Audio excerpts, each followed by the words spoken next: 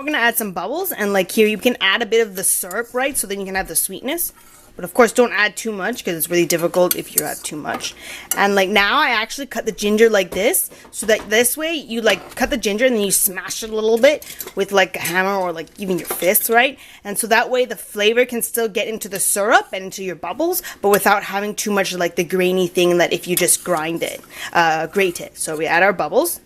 And then we'll add our drink. Like fruit flavored other drinks other than the classic bubble tea. So this one is papaya coconut. I recommend not putting ginger in the syrup because ginger is very strong flavor. So if you add the ginger in and then you have the papaya and the coconut, it's difficult to taste the papaya taste, because if that's the strong one you want to look at, the ginger will overpower it. So just do plain syrup. You can put vanilla. Vanilla will be okay, but not the ginger.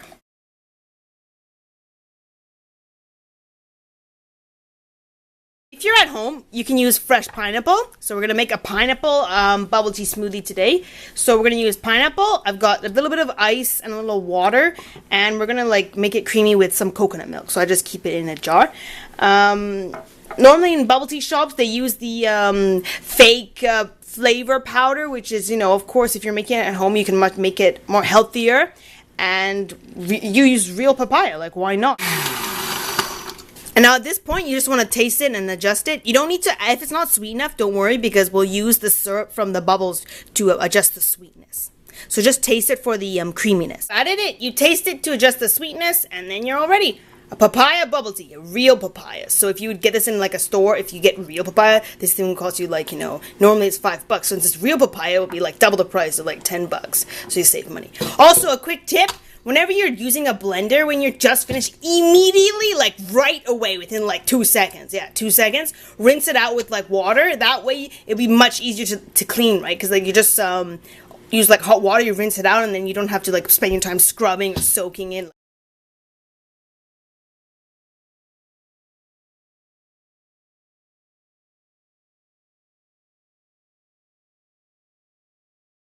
Now I'm making a mango smoothie for a bubble tea, so I don't like using the powdered pre-artificial flavors. So in here I've got 2 fresh ripe mangoes cut up, as well as water and some plain yogurt. If you don't like the yogurt to make it more of like a creamy taste, you can get rid of the yogurt and add like ice, so it'll be iced mango drink.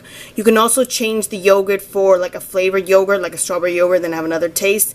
Or if not, you can also use coconut milk, and then you'll have a coconut taste. Okay, so I added the mango, and look how greedy I am. Look at all these bubbles. Yummy. So this is a mango bubble tea. Watermelon bubble tea. So we're gonna cut up some watermelon cubes. Oh, in the summer, I love using like the watermelon skin to like wipe your face, like cucumber, because it's really cool and refreshing, especially if this was sitting in the refrigerator.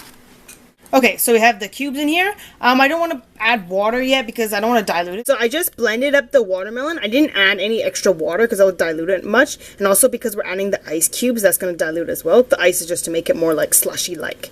Imagine if I put the on button in and this is all going to splash up on the screen.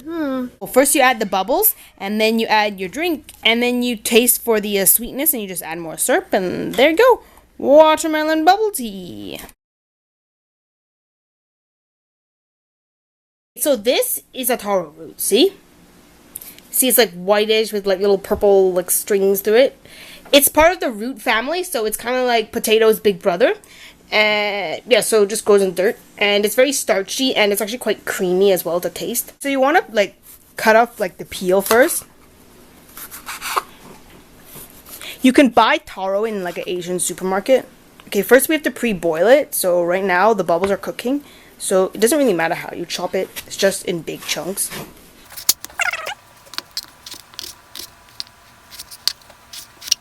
Want to put a pot of water to boil. Make sure the water is boiling before you add the taro in. Okay, so if you want to like save some heat and energy, and also it's more efficient to do it this way. So after the water like boils, you put the lid on, and you can reduce it to really, really low heat for like 2 or 3 minutes. Then turn off the heat, and the heat will stay inside because you have the lid on, and so the steam and it will cook it, and you won't have to do anything. So you let it sit for at least 10 to 15 minutes, and then you check it, and then so you check like with a knife, and you just like stab it to see how soft it is. and it's much faster. And now what I'm going to do, I'm just going to drain the taro. For the taro coconut drink, you need some ice because we want it to be cold, water, and then the taro that we already boiled and it's nice and soft. So we're going to put this through the blender as well as coconut milk. This coconut milk, it's been in the fridge overnight, so it's nice and chill, so we'll have a nice cold drink. And also in general, if you don't like the flavor of coconut, because taro goes really, it pairs really well with coconut, and it makes most Asian restaurants, you'll find taro and coconut goes together. But if you don't like it, you can add evaporated milk, which is the cow milk, because there's a cow there, right? So anytime the bubble tea shops, they call it milky tea or milky this, anything milky taro, you just add this instead of the coconut milk, because this won't have any flavor, so you really taste the taro. But I'm gonna add the coconut for this. Okay, so when you're adding the coconut, only add like a couple of spoons at a time, because if you add too much, well, there's not much you can do other than water it down. Okay, we're gonna blend it up, and then after you blend it, taste it for the creaminess, okay? Don't worry about the sweetness, because you're gonna use the syrup from the bubbles to change the sweetness. Look, you don't need that much coconut milk. See, look, I only probably use around, like, look at that, it's like a thumb width of the can, so that's like about 3 tablespoons, and this makes about like 5 cups, because this is for my family.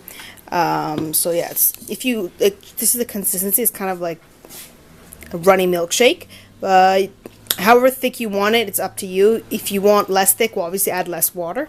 But I added quite a bit of water and some ice to make it more liquidy. Now you add your bubbles first, and a little bit of syrup. Then you top it up with the taro coconut, and you swirl it around. And you have to taste it for the sweetness. So don't add like your drink all the way to the top, because then you won't be able to add any syrup in there.